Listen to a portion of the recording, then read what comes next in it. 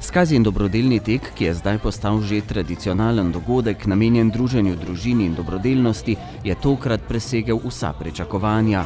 Na štart dveh tekov, enega na 200 in drugega daljšega na 800 metrov, se je postavilo kar 230 mladih tekačev.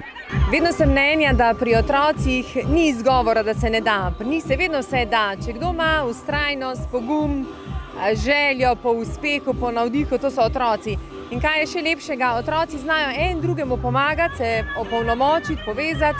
In se mi zdi, da smo to tudi danes pokazali na tem teku. Ne vem, če ste opazili, da je vedno več malčkov, kar pomeni, da tle bi rada pohvalila starše, ker pomeni starši pripeljajo te malčke in je čudovito videti. Čudovito videti tudi, kako se povezujemo, kako tudi starši čutijo to dobrodelnost in sodelujejo zraven pri tem.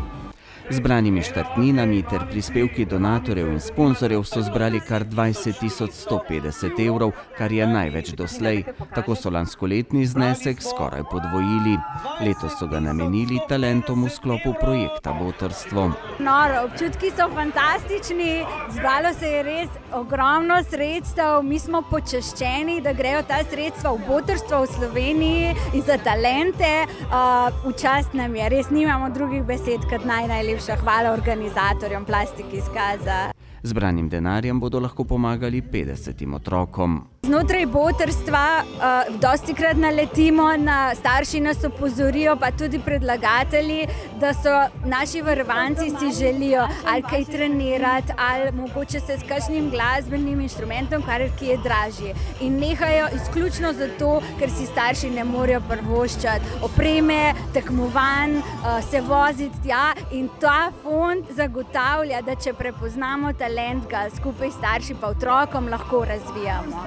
Kot je poudarila Tanja Skaza, so v podjetju vrata za podporo razvoja mladih talentov vedno široko odprta. Otroški vrvež je sicer že pred samim tekom napolnil Skazino dvorišče. Za njih so namreč pripravili številne športne, pa tudi ustvarjalne aktivnosti. Ob tem so za prijetno glasbeno kuliso skrbeli mladi DJ-ji, ki delujejo v sklopu Mini DJ Akademije, seveda pod budnim očesom Simona Klamferja, legendarnega Janka z Radia Fantasy.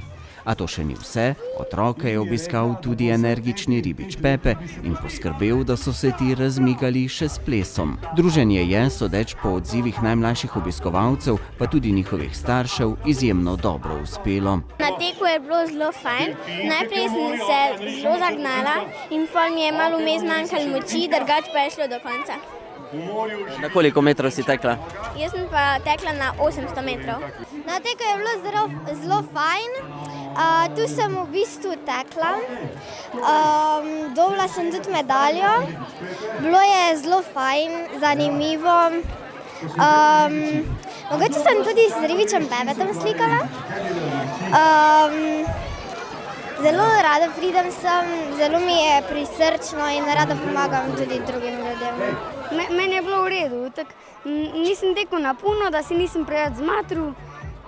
Bil sem 9, sem štel, drugače pa mi ni bilo kaj težko.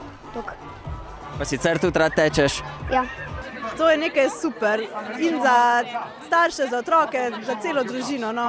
Organizacija je odlična, poskrbljeno je za vse, tako da bravo, bravo.